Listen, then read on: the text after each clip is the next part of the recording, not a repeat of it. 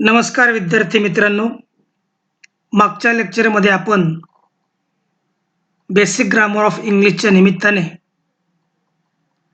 इंग्रजी व्याकरणाची सुरुवात कुठं होते आणि इंग्रजीमधील जे 3 मुख्य हेल्पिंग व्हर्ब्स आहेत, to do, to be and to have, त्याचबरोबर सगळ्या टेन्सेसची नावं आणि एकूणच त्या हेल्पिंग व्हर्बचा आणि त्या टेन्सेसचा असणारा संबंध आपण अभ्यासलेला आहोत.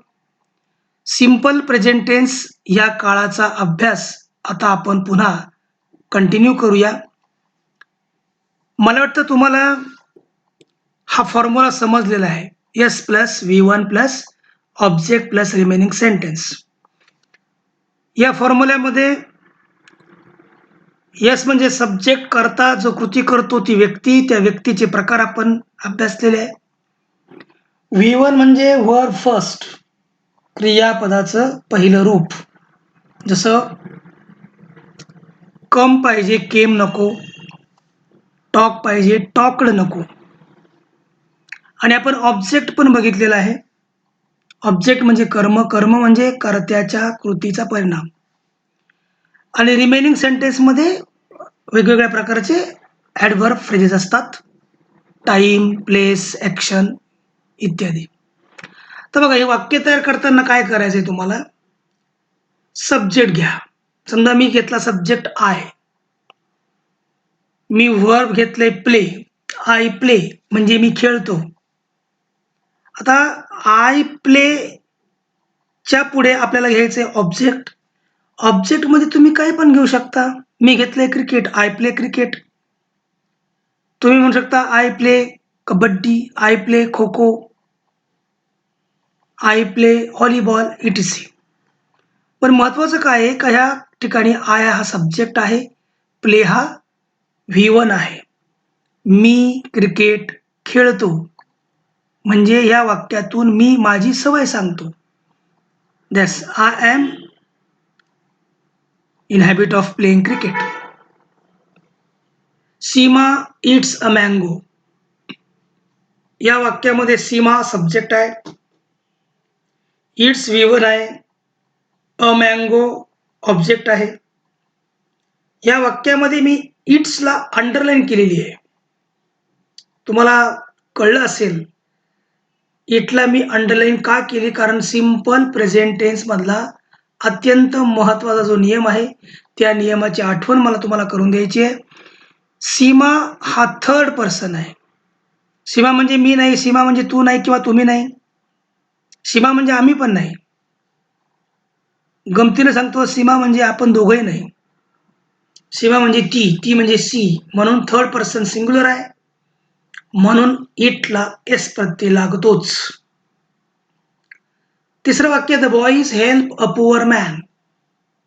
या वाक्यामध्ये द बॉई सब्जेक्ट आहे, हेल्प V1 आहे, अ पुअर मॅन ऑब्जेक्ट आहे. मुले एका गरीब पुरुषाला, माणसाला मदत करतात. My brother drinks coffee in the morning. या वाक्यामध्ये मी मुद्दाम ॲरो इथं ठेवतोय. या वाक्यामध्ये माय ब्रदर हा काय आहे? Subject. Drinks V1, coffee object आणि इन द मॉर्निंग आहे रिमेनिंग सेंटेन्स. पुन्हा एकदा, माय ब्रदर म्हणजे कोण? माझा भाऊ.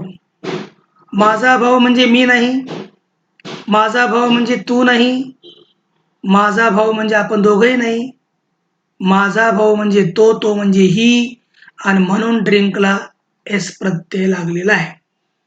माझा भाऊ सकाळी कॉफी पितो, ही माझ्या भावाची वर्तमान काळातली सवय आहे. शेवटचं वाक्य, Rohan writes a letter. Rohan काय आहे? सब्जेक्ट. राईट्स V1, अ लेटर काय आहे?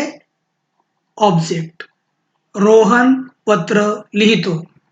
पुन्हा एकदा ऐका, राईटला एस प्रत्यय लावलेला आहे कारण रोहन म्हणजे कोण? ही. तो थर्ड पर्सन आहे, आणि म्हणून राईटला एस प्रत्यय लावावा लागतो. अशा प्रकारे तुम्ही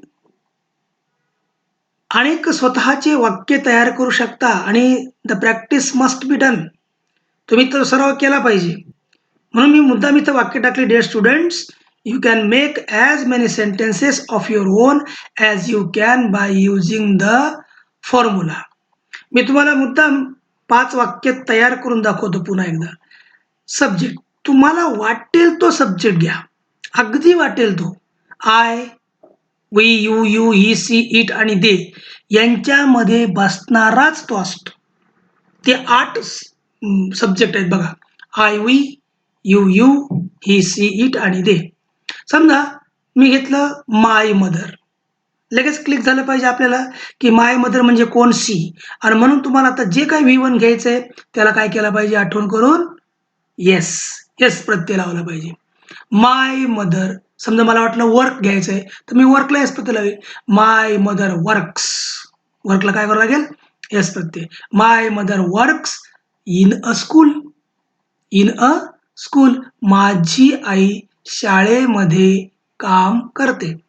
तुम्ही अजून कुठलं घ्या सब्जेक्ट. समजा तुम्हाला वाटलं की नाही सचिन, सचिन सब्जेक्ट घेतला, घ्या कुठले V1. समजा तुम्हाला वाटलं राईट, राईटला काय करा आता, येस प्रत्यय, कारण सचिन म्हणजे third person. Sachin writes a letter, a letter काय घेतलं मी, ऑब्जेक्ट.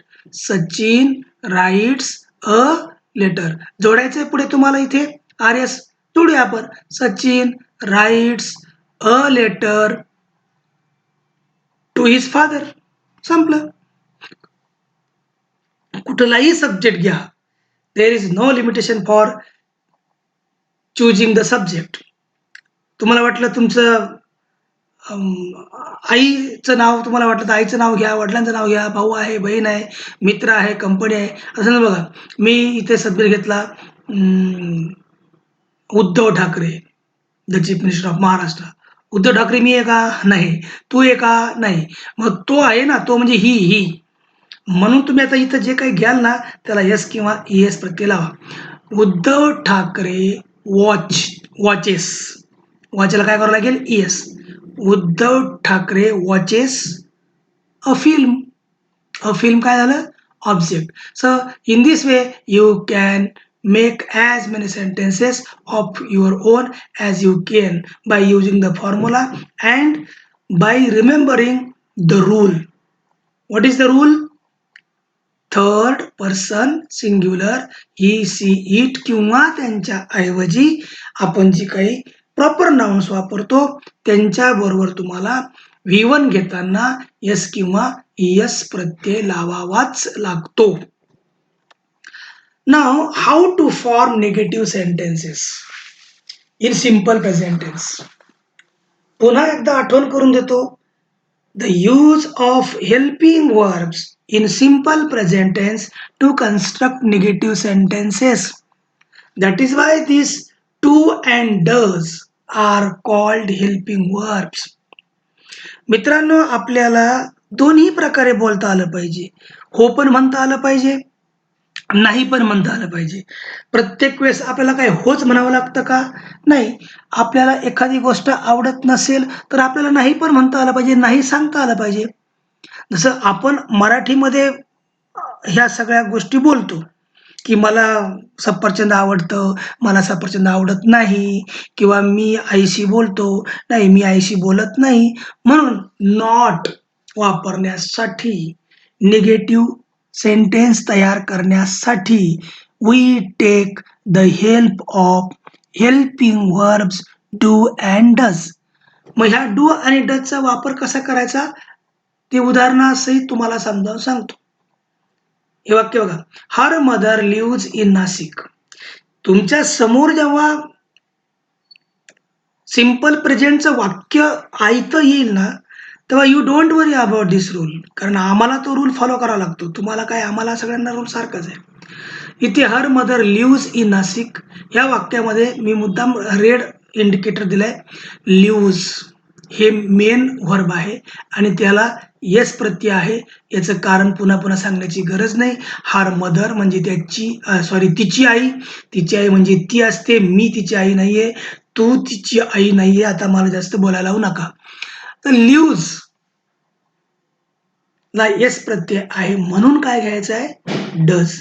डज घेतल्यानंतरच आपल्याला काय वापरता येईल? नॉट. आणि पुढे इथे डज घेतल्यामुळे आपण लिव्हला परत येस प्रत्यय द्यायचा नाही. म्हणून याचं निगेटिव्ह सेंटेन्स आहे, her mother does not live in Nashik. वाक्य फार छान आहे बघा. Her mother leaves in Nashik. तिची आई नाशिकमध्ये राहते. Her mother does not live in Nashik. तिची आई नाशिकमध्ये राहत नाही. पुढचं वाक्य बघूया. The girls play on the ground. इथे वर्ब काय आहे? प्ले. प्लेला येस प्रत्यय का नाही? कारण द गर्ल्स प्लुरल अनेक वचनी आहे. अनेक वचनी कर्त्याबरोबरचा हा नियम नाही. म्हणून आपण काय करायचं? येस प्रत्यय नाही ना, मग डू घ्यायचा. The girls do not play on the ground.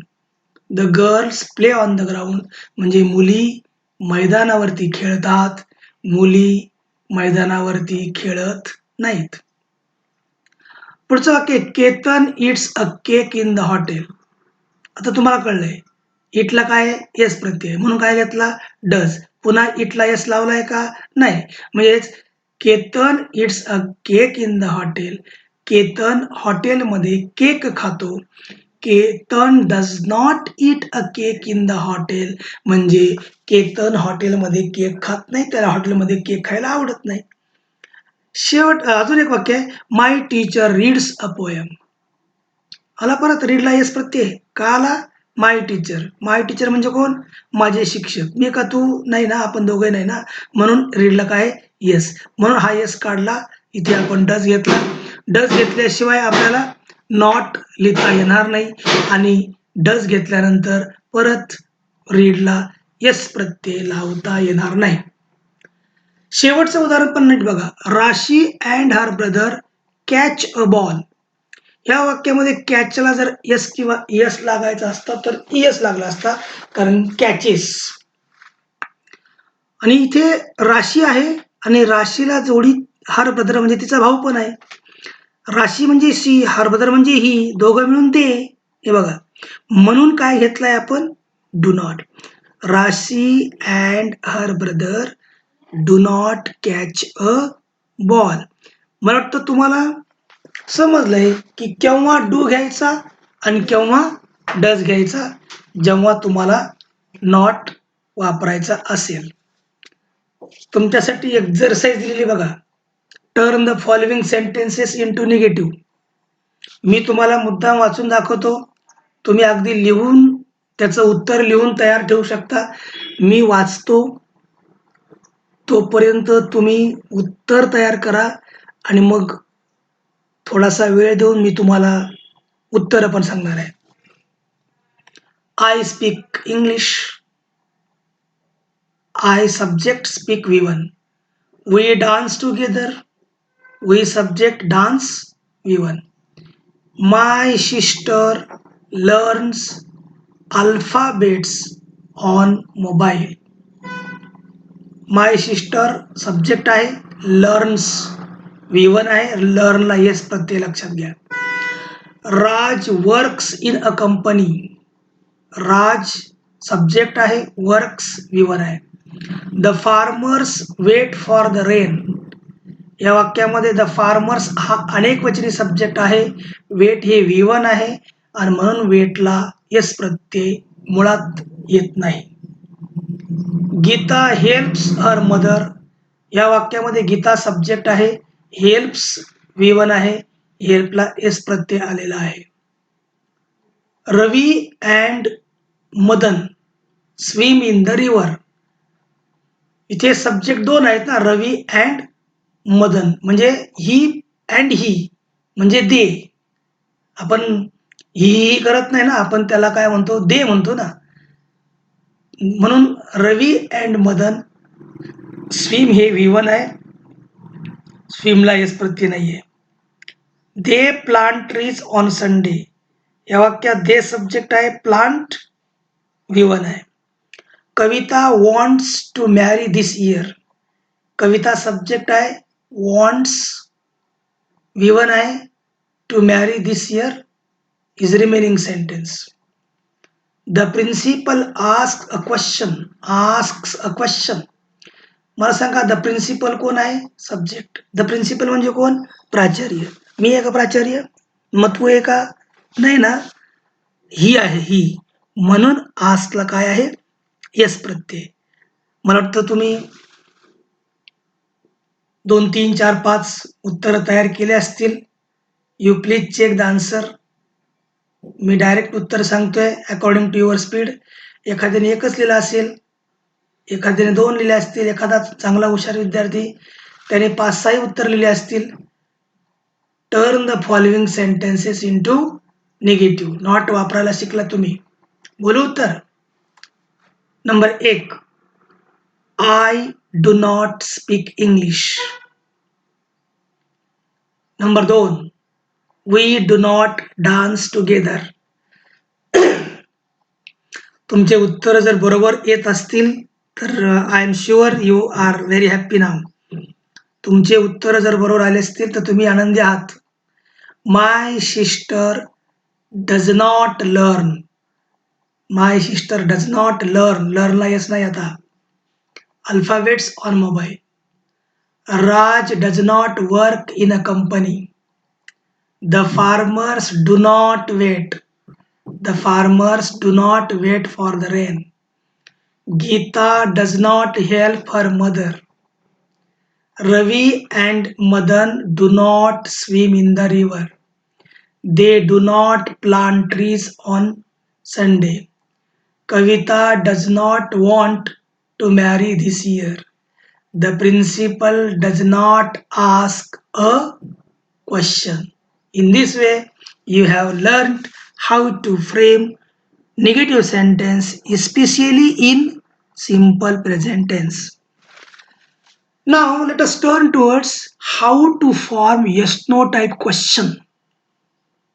yes no प्रकारचा प्रश्न कसा तयार करायचा हे आता आपण बघणार आहोत. प्रत्येक काळात आपण हे सगळं बघणार आहोत. त्याच्यामुळे काही गोष्टी एकदाच ऐका. पुन्हा सांगेल मी तुम्हाला. येस नो टाईप क्वेश्चन म्हणजे काय?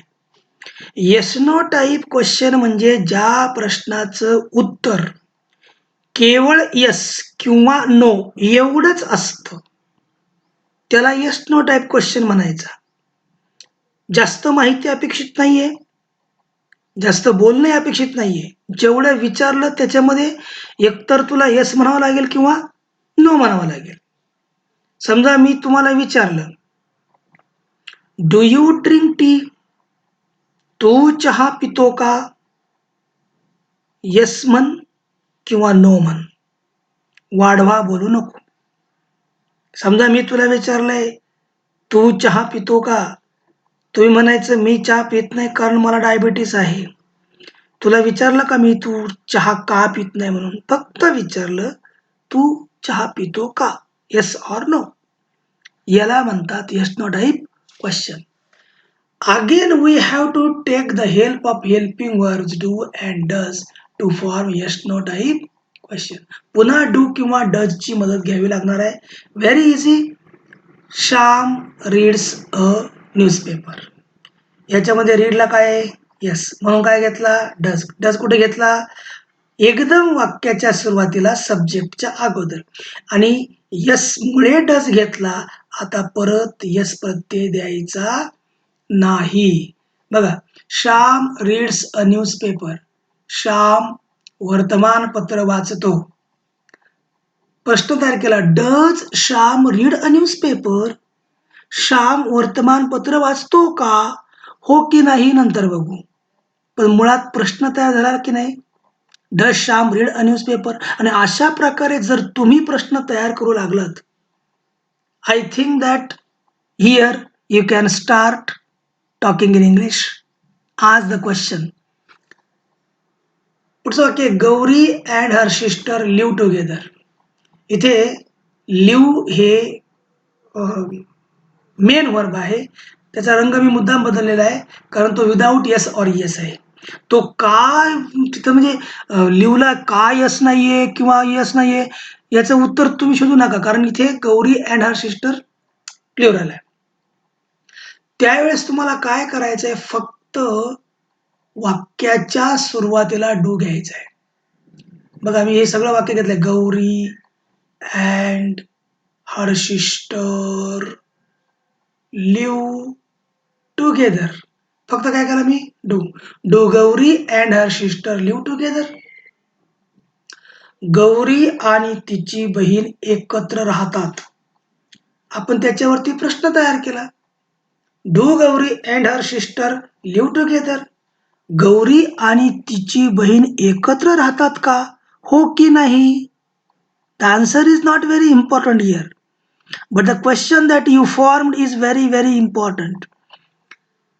Next sentence. Maya runs a shop. माया दुकान चालवते. या वाक्यामध्ये मी रनला इथं यस प्रत्यय मुद्दाम रेडमध्ये दिलाय कारण आपल्याला काय घ्यायचं आहे does. Does Maya run a shop. इथे यस असल्यामुळे डज घेतला पुन्हा रनला यस प्रत्यय दिलेला नाही. माया रन्स अ शॉप. माया दुकान चालवते. Does Maya run a shop. Maya दुकान चालवते का? Yes or no? That is not important. The question is important. The principal advises the students. Does the principal advise the students? कळतंय? Yes, you understood it. I think you understood it. The principal advises the students. प्राचार्य विद्यार्थ्यांना सल्ला देतात. Does the principal advise the students? इथे question mark राहिला माझ्याकडनं. प्राचार्य विद्यार्थ्यांना सल्ला देतात का? इथे क्वेश्चन मार्क आहे, लक्षात घ्या. We drink tea every day. आम्ही दररोज चहा पितो. Do we drink tea every day? आम्ही दररोज चहा पितो का? Yes or no? We shall see the answer later on. मला वाटतं तुम्हाला समजलेलं आहे कसा डू आणि डजचा वापर करून येस नो प्रकारचा प्रश्न तयार करावा. आणि इन रिटर्नमध्ये जसं मी विसरलो तसं तुम्ही विसरायचं नाही. क्वेश्चन मार्क दिलाच गेला पाहिजे. Now this is the exercise for you. Turn the following sentences into yes no type questions. मी अतिशय हळूवारपणे वाचतो जेणेकरून तुम्हाला काही वाक्यांची उत्तरं लिहिता येतील. ओके. नाव I start to read. Mister Patel reads a novel. His brothers tell a story. Kamini drinks tea. My friend invites me for the party. The sun rises at the east. We love our country. Radha and her friend walk on the footpath. Gaurav opens a window. My grandmother tells me a story. Celia loves her father. I am sure तुम्ही 2, 3, 4 प्रश्न तयार केलेले असतील. Very interesting. आता जेवढे तुम्ही तयार केले असतील प्रश्न तेवढे चेक करा. बाकीचे माझ्याकडून ऐका. मी उत्तर सांगतोय. डायरेक्ट उत्तर बोलतोय. Does mister Patel read a novel? Question mark.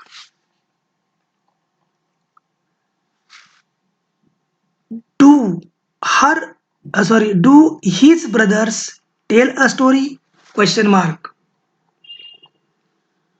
Does Kamini drink tea? Question mark. Does my friend invite me for the party? Question mark. Does the sun rise at the east? Question mark. Do we love our country? Question mark. Do Radha and her friend walk on the footpath? Question mark. Does Gaurav open a window? Question mark. Does my grandmother tell me a story? Question mark. And the last, does Celia love her father? Question mark. In this way, you can collect the sentences in simple present tense and you can make the practice of forming type questions at home of your own. So I think that if you are listening to me very carefully and what I am showing to you, तुमचा interest निश्चितपणे आता वाढायला सुरुवात झालेली आहे कारण तुम्हाला आता ग्रामरचे वाक्य सोडवता येत आहेत. आता आपण जाणार आहोत पुढच्या टॉपिककडे जो थोडासा अवघड आहे आणि आज फक्त तुम्हाला WH वर्ड्स ची ओळख करून देणार आहे. पुढच्या PPT मध्ये आपण ते सविस्तर पाहणार आहोत. So how to form WH question? So to form WH type question you should know all the WH words and their uses. तुम्हाला आता WH प्रकारचा प्रश्न तयार करायचा आहे. जसं आपण व्हॉट इज युअर नेम असं साधे सहज विचारतो पण आपण अवघड जातो का where does your father work असं कधी विचारलं का कोणाला नाही. किंवा what do you like for the breakfast अशा प्रकारचे WH टाईप क्वेश्चन तयार करायला आपल्याला शिकायचं आहे. लक्षात घ्या मित्रांनो, ज्या पद्धतीनं मी तुम्हाला आणि ज्या स्टेपने मी तुम्हाला सगळं समजावतोय त्या स्टेप्स पण फार महत्त्वाच्या आहेत आणि प्रत्येक टेन्सचा अभ्यास आपण जर ह्या पद्धतीने केला तर I am sure you will be very good in English. आता हे सगळे WH वर्ड्स आहेत. व्हॉट आणि त्याचा युसेज काय यूज आहे, त्याचा काय उपयोग आहे. व्हॉट कधी वापरायचा for object, for thing, for matter. एखादी वस्तू हे उत्तर हवं असेल, एखादी भानगड असेल, गोष्ट असेल तर त्याच्याकरता आपण काय वापरायचा व्हॉट. आता थोडंसं मराठीमध्ये बोलतो मी पेन्सिल ठेवतो. उत्तर पाहिजे पेन्सिल. पेन्सिल काय आहे वस्तू. मग मी काय ठेवतो मी पेन्सिल ठेवतो. ओके. आपल्या गल्लीमध्ये समजा कुठेतरी काहीतरी वाद चालू आहे. आपण दुरून ते सगळं बघतो आणि आपण सहज विचारतो काय चालू आहे. वस्तू नाहीये पण दॅट इज द मॅटर. कळलं. Matter thing. नंतर व्हेनचा वापर फॉर टाइम. वेळ उत्तर हवा असेल तर व्हेन. व्हेअर कधी वापरतो आपण फॉर प्लेस. प्लेसने ठिकाण जागा त्याच्याकरता व्हेअर वापरायचा नाही का. For example I live in Wadangali. मी कुठे राहतो वडांगळीमध्ये राहतो. वडांगळी काय आहे प्लेस आहे. वाय म्हणजे रिझन. फॉर रिझन कारण काही कारण असेल तर. मी का शिकतो why do I learn because I want to do something like that. How for action. Who for a person. Which for a thing. Whose म्हणजे कोणाचे of a person. For example Rahul's car. राहुलची कार. हाऊ मच कशासाठी वापरतो आपण quantity प्रमाण. Uncountable म्हणजे मोजता न येणारं. त्याने सगळा भात खाल्ला. किती भात खाल्ला हाऊ मच राईस. किंवा त्याच्याकडनं सगळं तेल सांडलं. किती तेल सांडलं हाऊ मच ऑइल. आलं लक्षात. हाऊ मेनी म्हणजे परत क्वांटिटी आहे परंतु नंबर काउंटेबल जे अंकात मोजता येतं त्याच्याकरता आपण हाऊ मेनी चा वापर करू शकतो. समजा मला सरांनी 3 पुस्तकं दिले. किती पुस्तकं दिले? 3. मग हाऊ मेनी बुक्स म्हणायचं. हाऊ मच बुक्स म्हणायचं नाही. किंवा 2 सफरचंद. हाऊ मेनी ॲपल्स म्हणायचं. हाऊ मच ॲपल्स म्हणायचं नाही. That is countable. म्हणजे difference between how much and how many. How long is for time duration. म्हणजे किती वेळ, किती काळ, कालावधी ज्याला आपण म्हणतो. म्हणजे he was in Mumbai for 2 days. तो मुंबईला 2 दिवस होता. So how long was he in Mumbai? तो मुंबईला किती दिवस होता? हू म्हणजे टू अ पर्सन, कोणाला किंवा कोणाकडून, कोणाला, व्यक्तीला. बाय हू म्हणजे बाय व्हिच पर्सन, कोणत्या व्यक्तीकडून. फॉर व्हॉट म्हणजे पुन्हा रिझन.